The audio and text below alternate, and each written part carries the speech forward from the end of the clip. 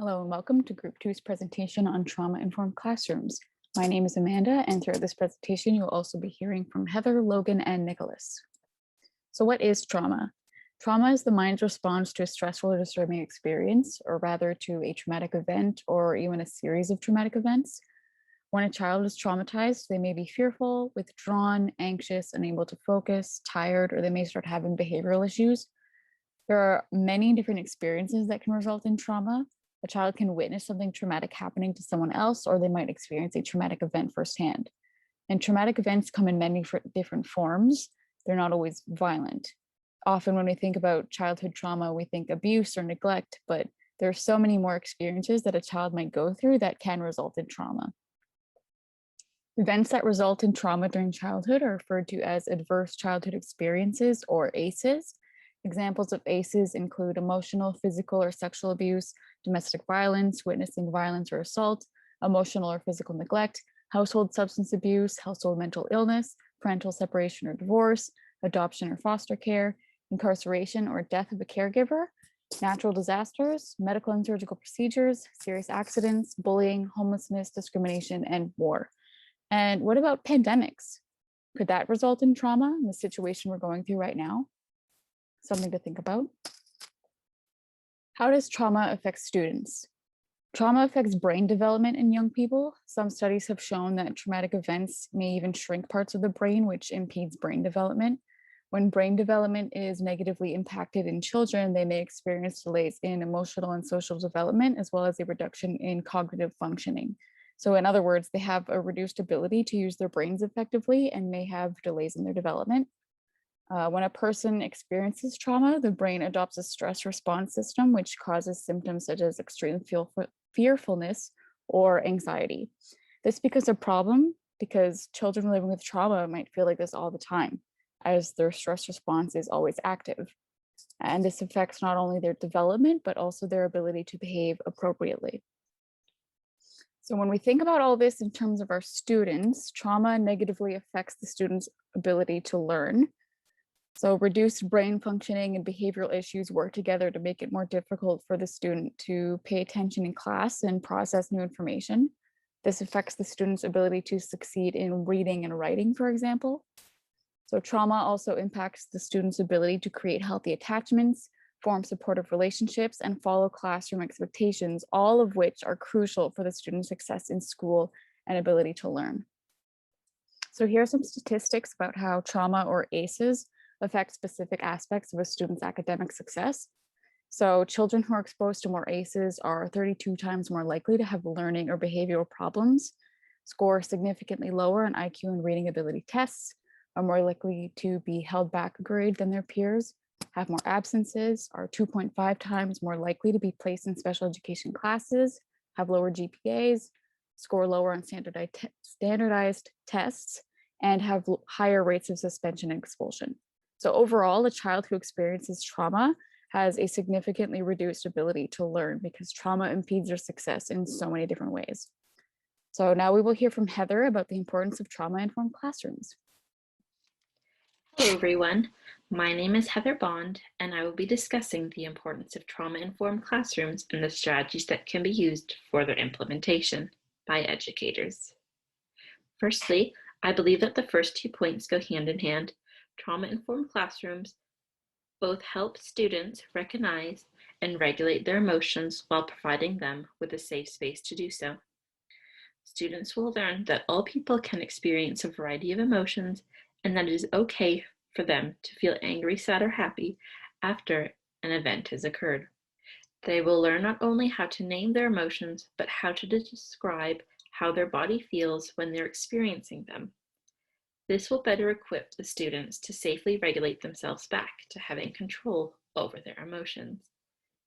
Through having a safe space inside the classroom, such as a calm down corner, students will be able to remain in the class while they regulate themselves and will have access to it throughout the day. Additionally, when students feel safe and connected to their classrooms, their emotional and academic needs are better met, which helps them become more engaged and retentive learners. Trauma-informed teachers are better prepared to look at the whys of a student's behavior instead of focusing on what the student's behavior is. This helps students gain a better understanding of the triggers for their students' behavior and how to prevent them or inform the students that they will happen. Lastly, and most importantly, the goal of all trauma-informed classrooms is to break the cycle of trauma. Here's a picture of the cycle of trauma, which has been divided into 4 components: trauma, emotional and psychological damage, behavior problems, and punishment. Although the trauma may not happen at school, students will come to school each day who've experienced emotional or psychological damage, which can lead to a variety of behavior problems. As it is our goal as trauma-informed educators to prevent the re-injury and re-traumatization of our students, we need to educate them about understanding their emotions and their physical responses. Additionally, when students are not punished but rehabilitated for their actions, the cycle of trauma is broken and thus stopped at school. Next, we will move on to the strategies for having a trauma-informed classroom. Firstly, consistent routines allow students to remain in control of their day and should be posted in the class for all to see. Additionally, students should be informed if there is going to be a change in the routine so that they can prepare for it, such as an assembly. The construction and maintenance of both positive and peer relationships help students feel safe and connected in their classroom. Mindfulness periods help teach students various calming strategies that they can use to regulate themselves. These strategies can be used in the calm down corners. Calm down corners are safe spaces within the classroom where students can safely self-regulate their emotions and physical responses. They can include outdoor beanbags that can be sanitized, a variety of fidget tools, such as fidget cubes, stress balls, and coloring sheets with writing utensils. Lastly, another strategy for trauma-informed classrooms is teaching the zones of regulation. The zones of regulation can be taught in the mindfulness periods and are comprised of 4 colored zones: blue, green, yellow, and red. These zones help students categorize the emotion they're experiencing either through using the words or the pictures of people experiencing a similar emotion. Our goal as trauma-informed educators is to help students regulate back into the green zone and teach students that when they enter the blue, yellow, and red zone, they are losing control of their emotions but can regain them. Hi everybody, my name is Logan and I'll be discussing today the various viewpoints on trauma-informed classrooms that we found. So we found that ultimately the goal of a trauma-informed classroom is to create a stable and consistent environment where students feel safe, welcome, and supported, and is a place where they're able to achieve their educational goals, no matter what they've experienced in their life, say that be trauma or not. We also found that a key part of this practice is building relationships with students. We want to be able to know our students both academically and non-academically, and we want to build trust and respect with our students so that we're better able to respond to their needs if they've experienced trauma or if they have not. We also want to extend these relationships to our students' families and recognize that they themselves may also be victims of trauma so that we can appropriately respond to their concerns and needs about their students. And this is very key in this whole process. We want to have strong and lasting relationships with our students. Discipline in trauma is also another key aspect. We want our discipline to not re-traumatize students. So that can sometimes happen in an environment where discipline and punishment is very prevalent. We want our discipline in trauma-informed classrooms to be very open, more about restorative practices, having students take accountability for their actions while also understanding why their trauma may have caused them to act in a certain way. We want our policies to be more about behavioral intervention rather than being about detention, suspensions, and expulsions. Another key aspect in trauma-informed education is to teach trauma education and awareness to our students. So we want students to be able to recognize those negative emotions that they might be feeling and be able to learn how to get themselves off that track. So this may be having students recognize that they're feeling sad, angry, or upset, and then they're able to take a break, focus on deep breathing, or completing some sort of activity that helps them refocus their attention away from those negative emotions and allows them to get back into a more positive mindset and focus on their learning. And we want to scaffold that for students at first, and then eventually we'll have them do it on their own. We also want to extend trauma education to our staff as well, so that teachers know how to take care of their mental health and self-care so that they do not experience burnout or secondary trauma from discussing student information with students who may have experienced trauma. A whole school approach is absolutely crucial for a trauma-informed classroom. This process does not work if it's just one classroom taking it over. We want the entire school to implement this program because students will be having different teachers throughout the day or going to different classrooms or interacting with different classes. So we want the whole school to be on board with this, where no matter where students are in the school or no matter what teacher they're with, they feel safe and supported. So the COVID-19 pandemic has only heightened the need for trauma-informed classrooms in the school system. Right now, we've seen that students are at home more and they may be more likely to experience or witness traumatic events at home, such as abuse or domestic violence. COVID-19 itself too might be a traumatic event where students and staff and teachers are fearful about their health, their finances, their future. Isolation may also be intensifying this need for community, and some students may not be able to get that right now. And being at school itself may also be a traumatic event for students where they're suddenly around lots of kids and they're fearing for their health or the health of their families. So going forward, we need to be aware that this worldwide event is very traumatic for lots of students. There are some strategies though that we can use going forward in the COVID-19 pandemic. So we want to make sure that we're creating safe and open communities, whether that be online or in classrooms for our students so that they can communicate their feelings about COVID-19 or discuss with their teacher about the losses or grief they may have experienced so that all students feel supported, no matter if they're online or in class. We also want to extend this to families as well so that we're able to direct them to certain resources if needed and be able to help them. And right now too, it's also important for teachers to be practicing self-care and supporting our own mental health throughout this worldwide traumatic event so that we can best be there for our students and to take care of their needs. My name is Nick, and I will be evaluating the viewpoints of trauma-informed classrooms that Logan has just presented. Firstly, upon doing our research, we believe it is of utmost importance for teachers to inform students and themselves of trauma and how it can impact a student's learning.